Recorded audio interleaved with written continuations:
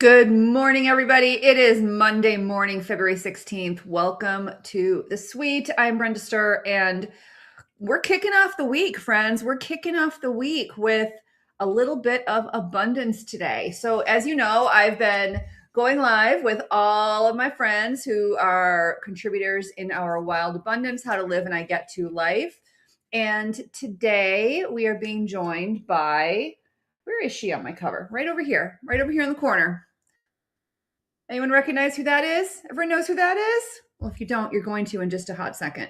So if you're not familiar with Wild Abundance, about 2 years ago, I had the worst month of my whole life. My mother died. I got breast cancer, had a double mastectomy, became the caregiver for my father. My whole life fell apart literally in 1 month. And it took 2 years to really get to the other side of that. And this book is the bookend of that 2-year journey of transformation, of healing, of growth, and stepping into an I get to mindset.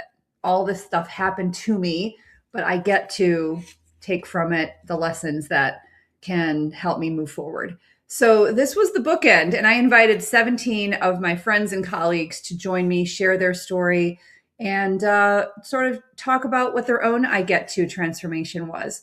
So joining me today in this little lower left corner of our Hollywood squares down here is our friend Dani Watkins from the great state of Colorado. Thank you. Girl. So for those who don't know Dani, I met Dani because she has a little side direct sales business, but that's not her primary. She is an entrepreneur. She is an educator. She's a mother and a wife. And her story is in way back here at the end in the third unit of the book called Impact. The book, if you don't know, is broken into 3 sections: self, family, and impact. How do you get to live and I get to life in each of these areas of your life? And Dani is the first chapter of the impact section, making an impact in the lives of others. Stories of purpose, service, creativity, entrepreneurship, community, and legacy. So, Dani, tell everybody about yourself, and then we're going to dig in and we're going to talk about your story. Great. So I am an educator. I come from a long line of educators. So learning and development is very important to me. Teaching others, facilitating learning is really important for me. It just kind of was ingrained since I was a kid. And I live in Colorado. I have 2 daughters. So it's interesting because the story that I get to tell is around when my kids were young, and now they're old, and it goes so fast. A 21-year-old and a 23-year-old. And so I'm in a very different season of life than I was in that story. In some ways, in other ways, it's a lot of the same. But I live in Colorado. I love in my free time to run trails. I've figured out that I have a policy of a no meeting Friday. Me too. So I don't.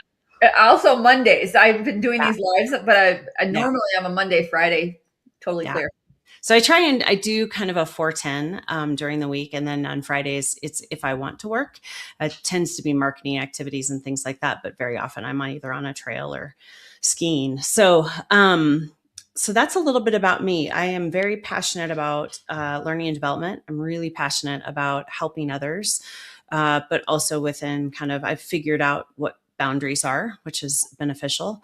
And I've owned my business. I started Zenith Performance Solutions when I was in 2008. So I am going on 18 years. Wild. So I think, did I ever tell you I have a master's in adult education and organizational Yeah. communication? That's probably why we click, because we're both very much in the same sort of like learning systems and modalities and rubrics and frameworks and Yeah. teaching system, all that kind of stuff. It's very parallel to what we enjoy talking about. We nerd out over learning theory. I do nerd out a bit. Yeah. Me too. Same. So, okay. So tell everybody, now yours is the first chapter in the section of impact. Yep. When you thought about, so for those who may not know, I didn't, the only direction I gave all the contributors, okay, the only direction I gave everybody was I gave them chapter 1. I gave them the positioning chapter of rewriting the narrative of what does it mean to live an I get to life. And then I said, tell any story you want. I gave no direction. It could be about family, personal life, business, anything you want that shows, sort of a before and after, a mindset shift, transformation. So, Dani, tell us about how you got to your story. Where did it come from? Yeah. So, what's interesting is I wrote that actually on a flight to go do some facilitation. And it's one of those stories. I mean, we just did this, 6, 8 months ago. It's a story from when my kids were little and I was starting my business. And, when you start a business, you're willing to take work that probably isn't, it's billable work. So you're paying your bills. I had left a corporate position. I knew I wanted to do this. I knew I didn't want to go back into corporate life. And that was pretty motivating. But it's funny how these kind of core memories surface when someone asks you that question a little bit. And so for me, it was just, I was thinking about it this morning. I'm the eldest daughter. And I think that when you are, Me too. as Taylor Swift will say, there's a lot of responsibility in that.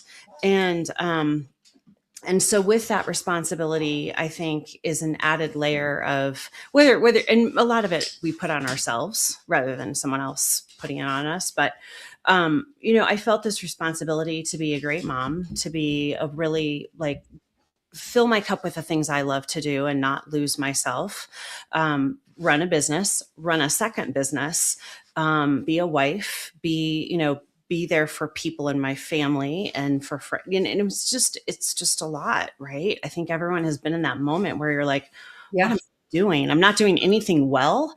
I'm just doing a lot of stuff. And so for me, it was really recognizing that I made this choice and I wanted this choice. I did not want to go back to corporate life. I didn't want to go back to an office. I didn't want to work for other people. I wanted to really create a legacy in the business that I was building for my kids. I wanted to show my girls that you can build anything.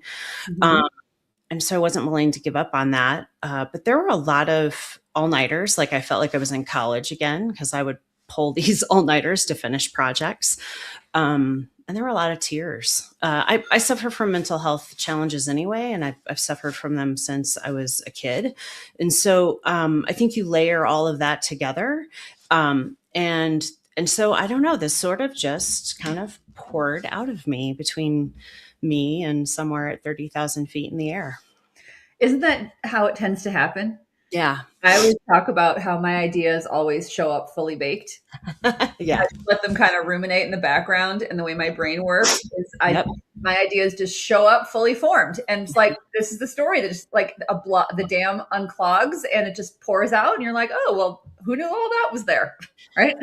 And I have used those exact phrases that when something comes out of my mouth, it is fully baked. Like it's been in there a while. So there's not a lot of discussion we're going to have about it because it's already done.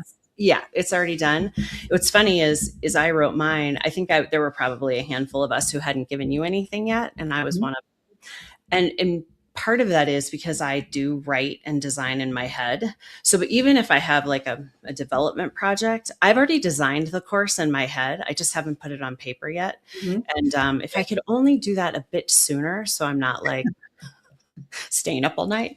But that's sort of how I internally process. I think we might be the same person. I think I process the same way. I process. I think internally, but it all kind of shows up all at once. And I'm also a why do it today when it's not due till tomorrow kind of person. Yeah. I'm like, if I have 10 hours, it'll take 10 hours. If I have 1 hour, it'll take 1 hour. Yeah. Right. So that's kind of just how I tend to work. So I agree with you on that. We're the same on that. So tell us a little bit about, you're the only person in the book. You're the only one. You get the gold star on this one, who has a trademark on your name. Yeah. On your title. Okay. Yes. So tell us a little bit about, your title is called I Get to Ignite Learning. Tell us what that means. Yeah. So that comes from really helping people find transformational change. So I don't want to, there's a lot of, especially in corporate, there's a lot of learning that, and I always say they throw it up. It's like spaghetti. They throw up on the fridge to see if it sticks. And there's not really, um, it's short-term problems and solutions, not long-term problems and solutions to business challenges when they're developing training.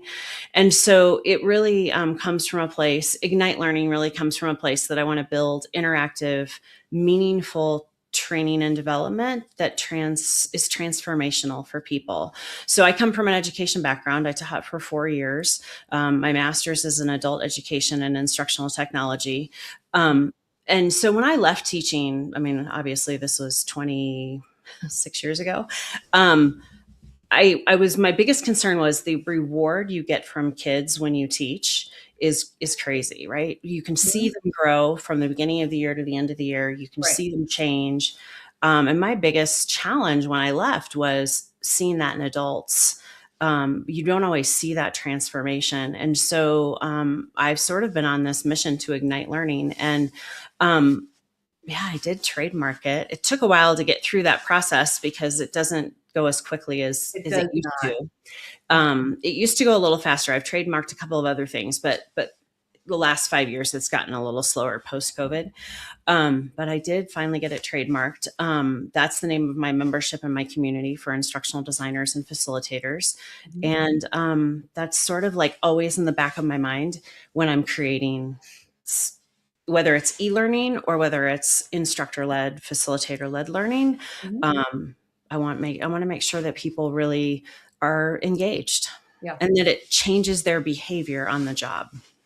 So let's talk about that a little bit. So your chapter, I want to look at it through the lens of what a reader might take away from your chapter. So a woman reading your chapter who's in a corporate job, who's perhaps doing something that's sort of just paying the bills and a bit of a grind, and she has to get up and go to work every day.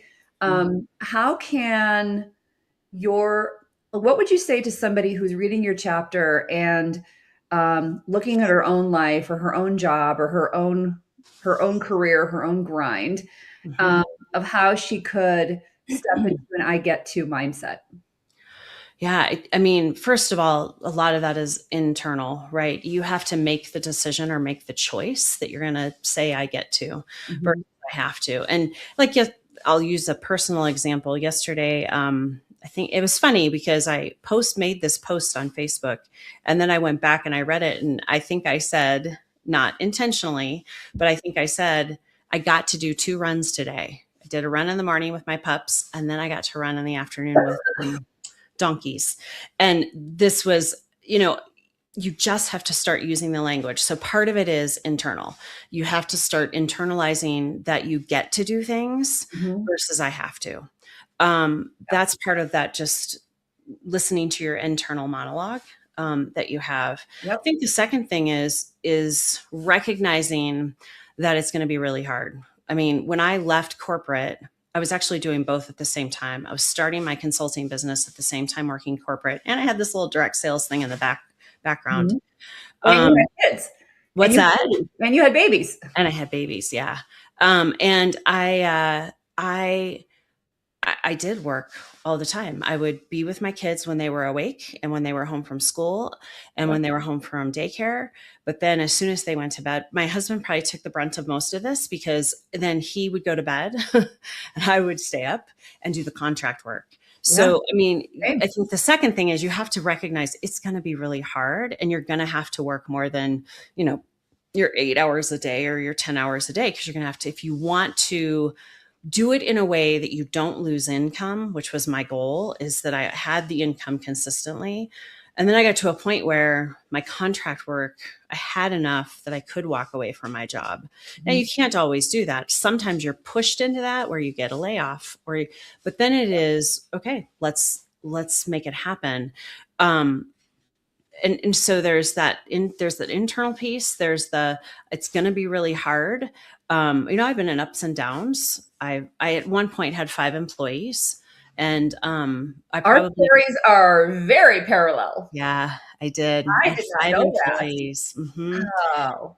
Um, and I made if any business coach would tell you I did not make the right decision. I actually started direct sales with my lip sass and more business, so that I could pay my salary and not have to lay them off. And that's not the right choice, but Oh, that is the choice that I made. And so now I'm back to just myself, and then I find who, not how. So I figure out who can do that work for me and then contract with them. But you just have to be willing to, the Friends episode, you got to be willing to pivot, and be okay with, like, I didn't fail. I just get to learn something new. I get to learn a different way to do my business. I get to try something different versus I failed and I have to. yeah. I didn't do it right, and I'm going to do it differently, and I get to do it differently. hmm That So, is, I think you said the most important thing is the mindset shift of living an I get to life is it's every single person can do it, whether you read this book or not. It's this tiny, tiny, tiny little shift in your inner monologue of the words you're choosing, right? mhm, Because for most women, and you and I have very, very similar paths. I mhm, didn't realize how incredibly similar they are, like literally down to, oh yeah, and I also had these number of employees. And I also, mhm. if you tell me you had breast cancer, I'm really going to wig out. Yeah. um, but I lost my train of thought. What was I going to say? The held up the book, stepping into I get to mindset shifts. Oh, because here's where most of us, when we were younger, in our teens and our 20s, now that we're in our 40s and 50s or 60s or older, we're living the life that the 20-year-old us wanted. We're living the life that this is, oh my God, this is the life that I wanted to have, that I Mhm, aspired to, that I saw other people have and I was envious of.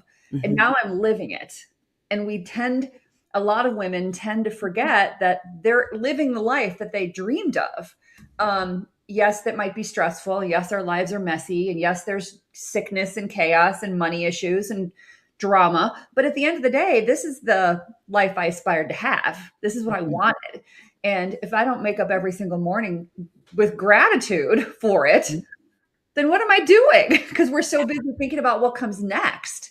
We're so busy thinking about, well, I have to do this next thing to get to this next goal versus realizing, oh my God, I am so excited and lucky and happy that this is the moment I get to be in right now.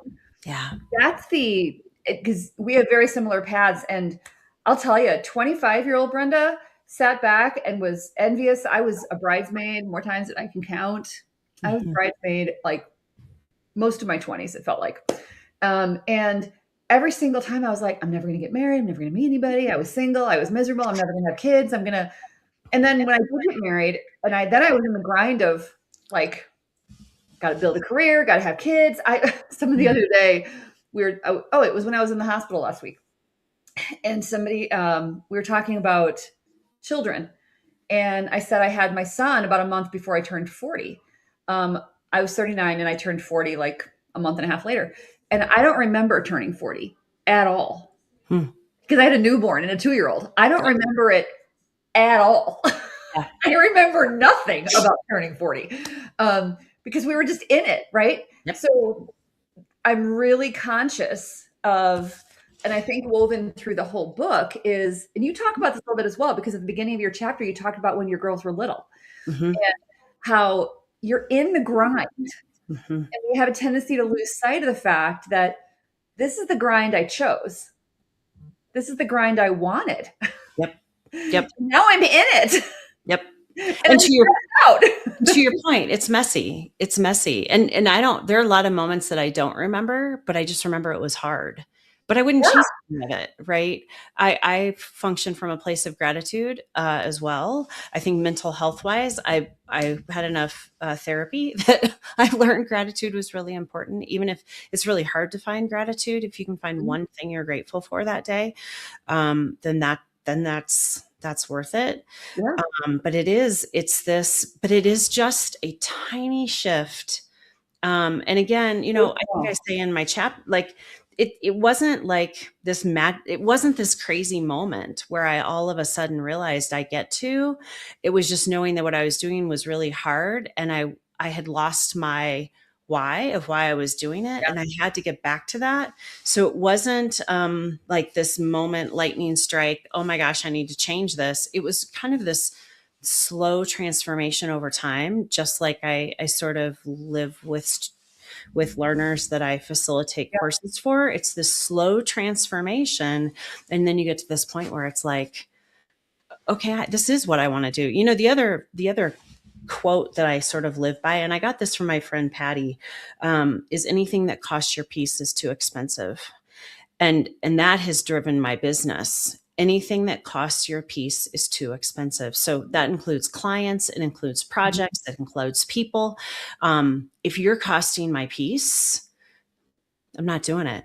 I'm just not, because I'm at the point, and even 10 years ago, I'm going to live for this moment, and um, I'm not going to waste my time. I'm just not. Yeah, exactly. Your Yeah. highest level value, right?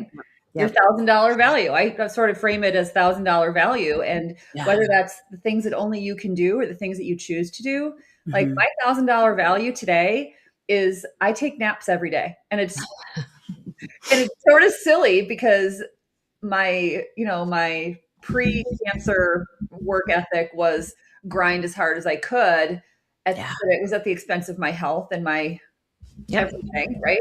Whereas now my highest level value is I take a nap every afternoon, and my ring tells me that my average, on average, every over the course of a week is a 41-minute nap every day. Yep. Because Yeah. it's the highest level value I can provide myself. I get to take care of myself because I Yeah. didn't before. And it's just a totally different way of thinking. And my goal, and I hope the stories in the book, every single story is very, very different. Some are medical, some are relationships, some are self identity, some are work related and career choosings. Some are choosing family. They're very, very different types of stories, but they're all rooted in the same outcome of I chose this and I get to live it and I get to be grateful for it. Yeah. That's the end. That's the bottom line, right? And Yep. so I hope. So, what do you hope someone takes away from your chapter? What do you hope is they walk away and they're like your. Let me look at your journal prompts at the end. Hang on, let's find Yeah. your Yeah. journal prompts.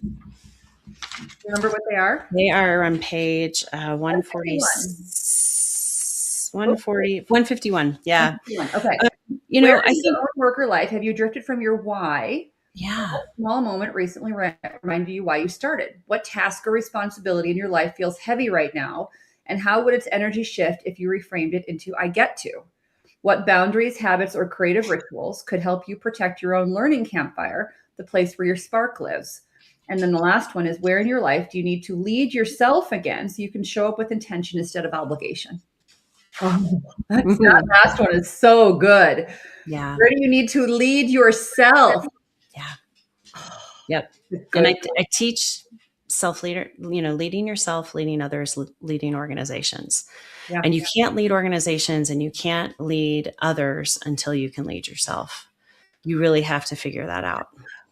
I'm telling you, I lead myself to a nap every afternoon. So, So I'm a napper, so I can resonate. I mean, it's like me. Did I have work to do yesterday? Probably. Did I really want to go run with donkeys? I really did. really, really did. And that's like I always say, like, if I'm not here tomorrow, what am I going to be sad about? Well, if I hadn't run with donkeys, I'd be really sad. Yeah. I would not be sad that I didn't finish that little piece of contract work that I'm going to do today. Yeah. Right. Yeah. It's prioritization at the end of the Yeah. day. Exactly. And it is that just shift to say, I get to do this. I get to. Exactly right. Mhm. Guys, go grab I Get To or Wild Abundance, How to Live and I Get To Life. It's available on Amazon. And we are going to, I'll drop the link right again. Common disabled destinations are read only. What? What do you mean? I'm the admin. Okay, well, the links are up above. It's also in the description. Danny, I have to ask you, right behind you in your pen cup, are Yeah. those grabby pens? Yes. Girl. Okay. Seriously? Oh my God. Okay. I got them for Christmas in my Christmas stocking. Yeah. They are awesome. I'm not Yeah. going to show you guys, but they're on TikTok Shop. They're on Amazon. They're Yeah. this brand right here. They come in a bazillion colors. You need this one too. This is the right tech. If you love the Sharpie section at Office Depot, then Ooh, I love these pens, are TikTok Sharpies, shop and you too. guys know I do. Yeah. So this is, but I caught that underneath your pear covers. But yeah, here's me going, okay, look at those cute pens. Okay. So anyway, they're like super, and they're erasable. They're erasable pens. It's like the seventh grader in me is like dying over these super great erasable These are the ones you would steal from somebody because pens. you They're like that good. your waitress. Yeah. They're Like that good. you went to a restaurant. You'd be like, "Ooh, I'm taking that pen." Yeah, they're called they're grabby, grabie, and they're erasable. They come in a ton of different colors, and the ink is in the color of the shaft of the pen. And they're fantastic. So the kit that I got, or the pack that I got, is all of. There's probably more here somewhere. They're all like these pinks and blues and purples. Yeah, so I think I doubled, and I got the bigger pack because I needed them all. You needed them all, obviously. Yeah, I needed them all. Yes. Anyway, they're on Amazon. They're awesome. I love them. Oh, here's another one sitting on my desk. I love my purple people because I do actually use this one all the time. Anyway, total sidebar. Thought pens had a chat. All right, Danny girl, thank you so much for hanging out with me this morning. Thank you for sharing your story. Thank you for being in a inspiration in learning, because as an educator, you and I are the same in this way, that the fact that we get to impact one learner and that ripples out across ponds of people, that's the power of what not just I get to, but the learning component. Yes. That I love, because people have told me many, many times, like, I took this and I taught my whole team, and oh my gosh, and they're teaching their teams. And I'm like, I know, that's so, I'm so happy. Oh my God, more people are doing this better. I'm so happy. Right. Yeah. So the more, learning professionals and educators can help make the ripples across the pond. That's the I get to power. I love it. Yeah. It's grassroots. That's exactly right. I love it. All right. Thank you so much. Happy Monday, everybody. Thanks for joining us. We'll be back on Friday, and we'll be talking with, who am I talking to on Friday? Oh, Kat Cornell is on Friday. Kat, her chapter is all about, where is she? She's right here in the middle. Her chapter is about stepping into her passion and truly finding her zone of genius in her 60s. You guys, it is a great story. So join us back here on Friday. We're talking wild abundance. But before that, Thursday, I'm going to be live with somebody who's going to talk about how she lost 45 pounds using one of my AI tools. That's on Thursday. And we're going to be talking with Stacy on Thursday about how she lost 45 pounds with one of my AI tools. Isn't that wild? Unbelievable. I love it. All right, Danny, have a great day. Good luck with your contract work. Thanks, everybody.